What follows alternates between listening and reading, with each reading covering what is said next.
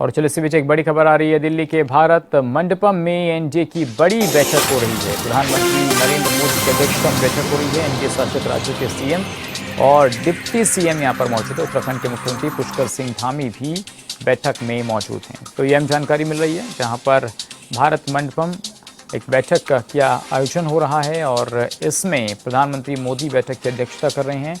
भारत मंडपम में एनडीए की बड़ी बैठक हो रही है पीएम मोदी की अध्यक्षता में, और एनडीए शासित राज्यों के सीएम डिप्टी सीएम भी इस बैठक में मौजूद हैं। उत्तराखंड के मुख्यमंत्री पुष्कर सिंह धामी भी बैठक में मौजूद हैं। तो अहम जानकारी दिल्ली से आ रही है, जहां पर एनडीए की बड़ी बैठक और वो भी प्रधानमंत्री मोदी के 12 साल पूरे होने के उपलक्ष्य में एक पॉजिटिव एनवायरनमेंट देश के अंदर बनाने के लिए क्या कुछ उपलब्धियां 12 सालों में केंद्र की मोदी सरकार की रही हैं, उसको लेकर बैठक का आयोजन किया गया है। देश के तमाम जो एनडीए शासित राज्य हैं वहां के मुख्यमंत्रियों को आमंत्रित किया गया है, उप मुख्यमंत्रियों को इसमें बुलाया गया है, और इस बैठक में क्या कुछ खास और क्या कुछ अहम रहने वाला है, इसके अलावा वो देखना होगा।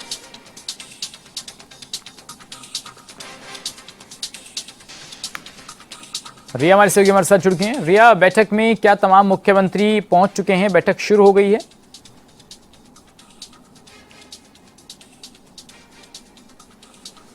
वो देश के प्रधानमंत्री नरेंद्र मोदी करेंगे, क्योंकि जिस तरह से भारतीय जनता पार्टी ने अपने पूरे 12 वर्ष काल को पूरा किया है और कई सारी ऐसी तमाम उपलब्धियां हैं जिसकी वजह से जनता में विश्वास बनाने का काम किया है। और अगर अब इस बैठक की हम बात करें तो बैठक की शुरुआत जल्दी होने वाली है, लेकिन अभी कई सारे ऐसे जो मुख्यमंत्री और उप मुख्यमंत्री हैं वो इस बैठक में पहुंच चुके हैं। देखिए, अभी केंद्रीय मंत्री एचडी कुमार स्वामी जो कि एनडीए नेताओं की बैठक में इस समय पहुंचे हैं भारत मंडपम में।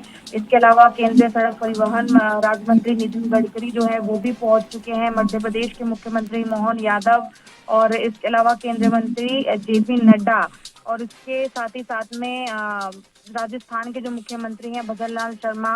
ऐसे कई तमाम जो चेहरे हैं, जितने भी बीजेपी शासित जो राज्य हैं उनके जो चेहरे हैं वो यहाँ पर पहुंचे हैं। राजस्थान की उप मुख्यमंत्री दिया कुमारी जो है वो भी एनडीए की इस बड़ी बैठक में पहुंच चुकी हैं। इसी के साथ साथ में पश्चिम बंगाल के मुख्यमंत्री शुभेंदु अधिकारी भी जो है वो यहाँ पर पहुंच चुके हैं। उत्तर प्रदेश के सीएम योगी आदित्यनाथ वो भी इस बैठक में शामिल हो चुके हैं। हरियाणा के जो मुख्यमंत्री हैं वो भी यहाँ पर, नायब सिंह सैनी, वो भी यहाँ पर पहुंच चुके हैं। तो तमाम ऐसे चेहरे जो हैं वो इस वक्त एनडीए की इस अहम बैठक में शामिल हो गए हैं, और बैठक की जो शुरुआत है वो भी कुछ ही देर में शुरू होगी। और खास बात ये है, क्योंकि देखिए एनडीए का जो ये जुटान है वो खासतौर से ये देखा जा रहा है कि अब आगे चलकर जो भारतीय जनता पार्टी है वो अपनी ना सिर्फ सरकार को बल्कि जो उनकी रणनीति है उसको भी मजबूत करने वाली है। और ये मंथन जो है वो सिर्फ उपलब्धियों को लेकर ही नहीं होगा, बल्कि इस बैठक में ये भी ध्यान में रखा जाएगा कि जो 2047 का विजन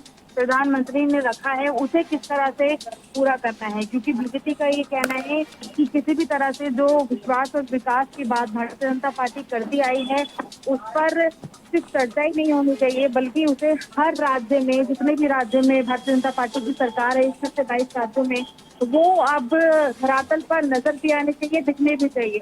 हालांकि भारतीय जनता पार्टी के प्रधानमंत्री नरेंद्र मोदी हों या फिर तमाम वो वरिष्ठ नेता और चेहरे हों, उन्होंने लगातार अपने इस वर्षकाल को लेकर कई सारे अभी तक कार्यक्रम भी किए हैं, और उनके माध्यम से ये बताया गया है कि भारतीय जनता पार्टी ने जिस तरह से विकास के विजन पर काम किया है उसमें ऐसी बहुत सी चीजें हैं जो कि जनता को कहीं ना कहीं पर अपने आप को एक ऊंचाई पर नजर आने का अनुभूति करवाती हैं। देखिए, चाहे जनधन खाते हों बड़े स्तर पर, या फिर मेट्रो का विस्तार हो, सड़क परिवहन की व्यवस्थाएं हो, कनेक्टिविटी की व्यवस्था हो, आयुष्मान योजना हो, उज्ज्वला योजना हो, तमाम ऐसी योजनाएं हैं जिनका लाभ जो है वो जनता को भारतीय जनता पार्टी और एनडीए सरकार का जो एक गुट है उससे कहीं ना कहीं पर प्राप्त हुई है। और अब ये और भी ज्यादा मजबूती से हो, इसी को लेकर जो ये आज मंथन है वो रखा गया है।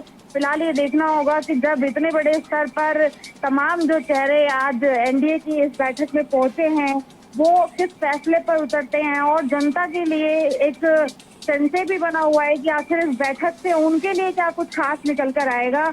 क्योंकि अभी महंगाई का भी कुछ असर जो है इस वक्त हम देख रहे हैं। बहुत सी ऐसी चीजें हैं जिन पर जनता को परेशानी हो रही है, तो हो सकता है कि उसमें भी कुछ राहत जो है एनडीए की मीटिंग के बाद नजर आने लगे। तो इस पर हालांकि जिस तरह से जब बैठक शुरू होगी और उसके बाद जो कुछ होता है फिलहाल वो हम दर्शकों से जुड़ते रहेंगे और उन्हें बताते रहेंगे। बिल्कुल लेकिन रिया, अभी जिस तरीके से आप तमाम बातों का विस्तार से जानकारी दे रही हैं, तो क्या अब ये माना जा रहा है कि देश के प्रधानमंत्री कैसे पीएम बन गए हैं जो सबसे लंबे समय तक रहे हैं, और इसके अलावा उनकी योजनाएं ऐतिहासिक रही हैं? राम मंदिर की बात हो, धारा 370 हटाने की बात हो, जनधन खाते खोलने की बात हो, महिलाओं को गैस सिलेंडर प्राप्त कराने की बात हो, या और ऐसे तमाम फैसले जिनको बीजेपी ऐतिहासिक मानती है।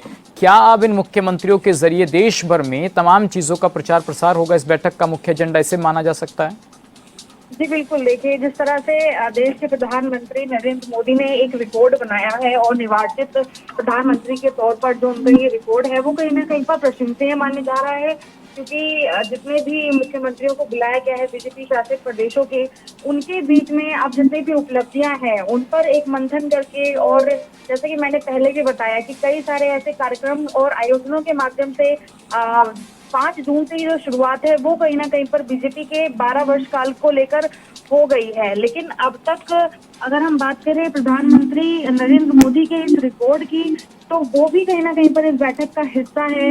क्योंकि अब तक सरकार ने, या आप कह सकते हैं कि जिस तरह से पार्टी ने अपनी जगह बढ़ाई है तमाम राज्यों में, उसका नेतृत्व और श्रेय बहुत बड़ी संख्या में प्रधानमंत्री नरेंद्र मोदी को ही माना जाता है। क्योंकि बड़े फैसले जैसे हमारे सामने आए, चाहे वो महिला सशक्तिकरण की बात हो या फिर धारा 370 की बात हो। चलिए ठीक है रिया, बहुत शुक्रिया आपका तमाम जानकारी के लिए।